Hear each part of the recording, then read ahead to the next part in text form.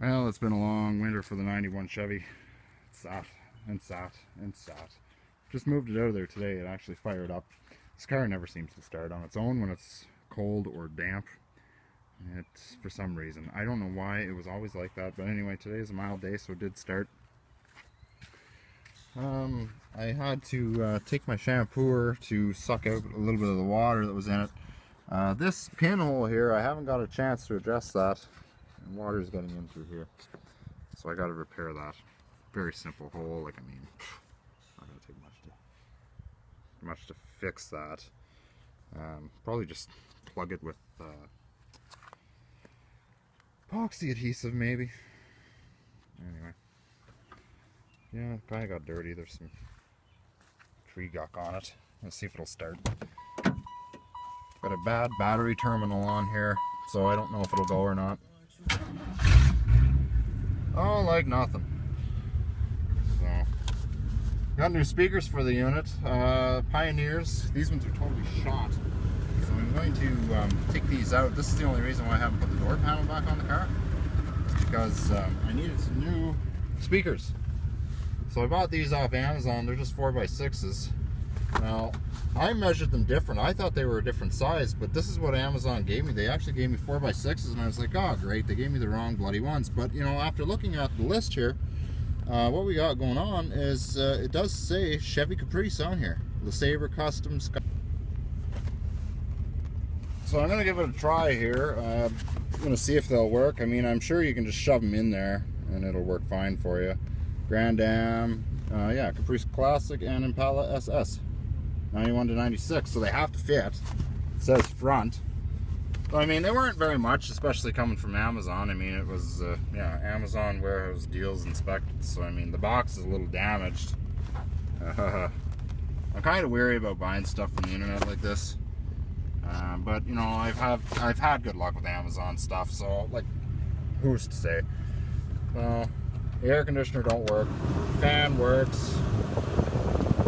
Light bulb doesn't work for that. The heater, I think all that stuff works. I need a new radiator for this. Somebody put ordinary plain tap water in the rad, and the rad got all corroded and just yucky looking. Yeah, the heater works great, so all that stuff works as it should.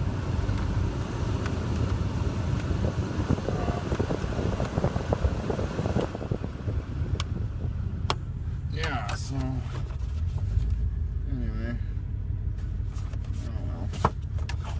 Still haven't done anything with it. I might put it on the road this year, or at least try to. I don't know.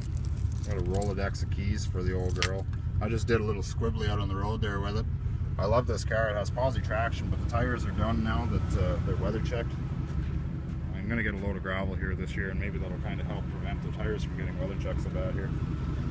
Because, not good for this kind of stuff. And I mean, like, if I had money, I'd pave it actually back here. $1,000 a load, that's the only problem, but probably one load would actually get you a nice pave job over here. Anyway,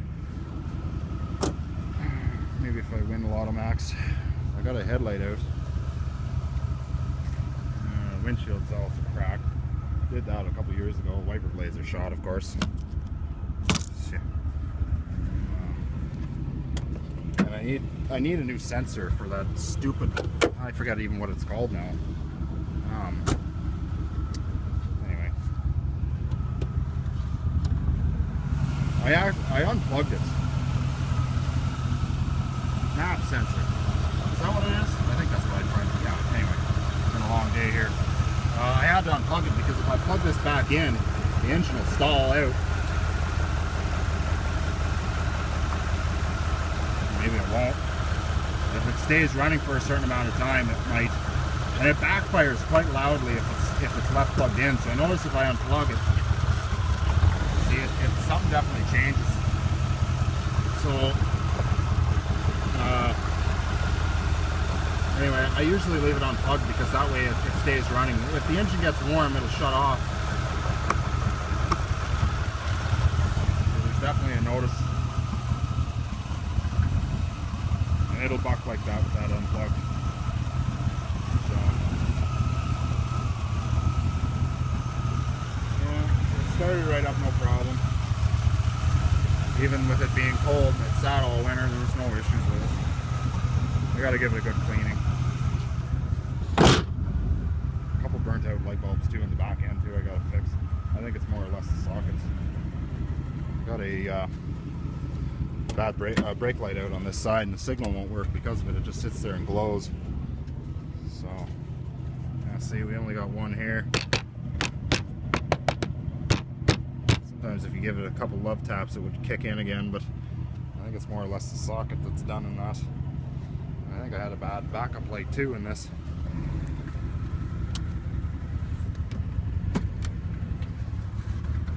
Is it gonna stay there? Nope. Yep. Anyway. Right turn signal, it works. I see this side works fine.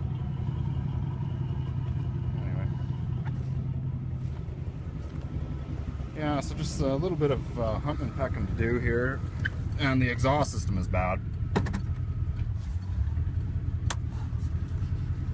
Put this back right, and my brakes are shot. The pedal was right to the floor, and the brake light was always on even when I brought it home from the scrapyard.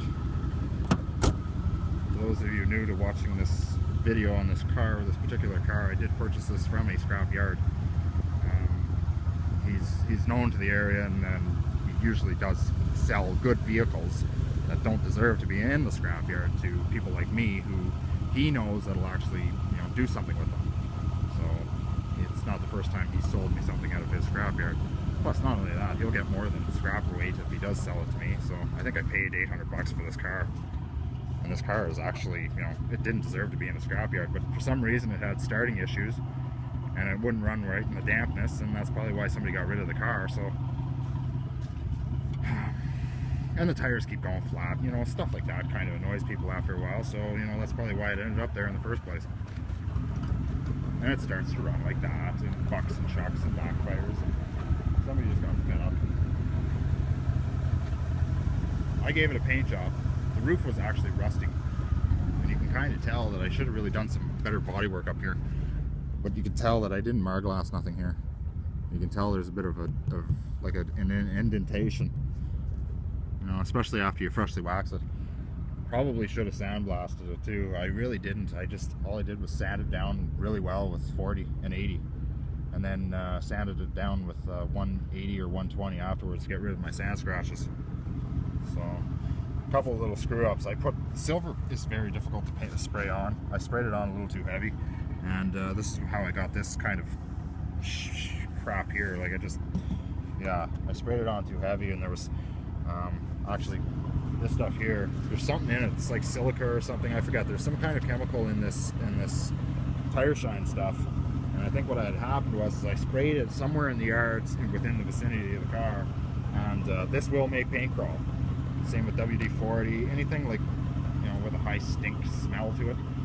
If it has a certain chemical in it, it'll cause paint to crawl, and I think that's what also caused this. Is it might have been in the air, it might have been airborne, or it might have even been on the car, even after I waxed and grease removed it. I usually wax and grease the whole car with a wax and grease remover before I go and spray on my base coat. But I think there might have been something airborne, or maybe on the car still, and that. But honestly, in my opinion, I think I might have sprayed this on too heavy. Silver vehicles, you can go like this, spray it like this, and then go like this. An auto body man told me this.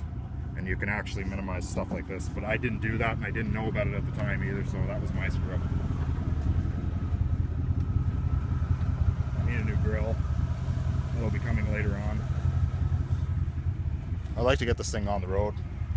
Maybe July, August. I'd like to take it and get it fixed up and net new tires on it anyway. I need a new windshield. I still need to do some fine detail. I gotta get this off here. This window doesn't work. I need a window motor. This vent visor's busted. And now I gotta put this stuff back on. I can put the door panel back on for this side. I can't put it on the other side though, because I need a new latch mechanism.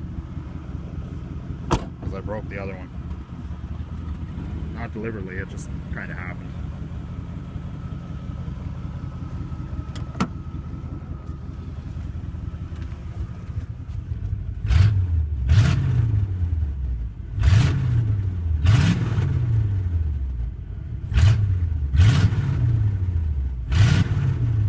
temp gauge doesn't work either, which makes me believe that there might be some issues with this check engine light coming on, because if this doesn't work and it doesn't know that it's getting up to operating temperature, it might throw a code too, and it might make some sensors not work properly. I read that someplace with these OBD1 systems, and the gauge doesn't move at all. The gauge does work, because I tested the gauge when I had this whole dash apart. The gauge works perfectly fine. You can put a test lead to it, and the gauge goes right up to wherever you want it to, if you apply current to it. And for whatever reason, the sensor must be bad in it, or the ground has come off. I never even looked at the ground. Maybe the ground isn't even there. There's usually a ground on the engine block, or the head, actually, the cylinder head. But I never really looked for it. Alright, so kind of just unboxing my new speakers here. They actually come with the mounting bracket so that it will fit with the car.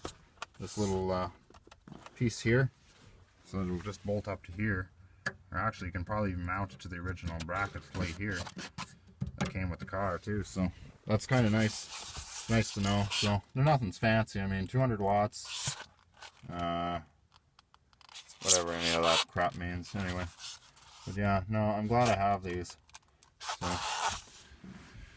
be nice to throw them in the car, and then I can put the door panels back together, because there's really nothing stopping me from putting that back together. It's just the speaker. I didn't really want to tear it all apart again just to have to redo it, you know.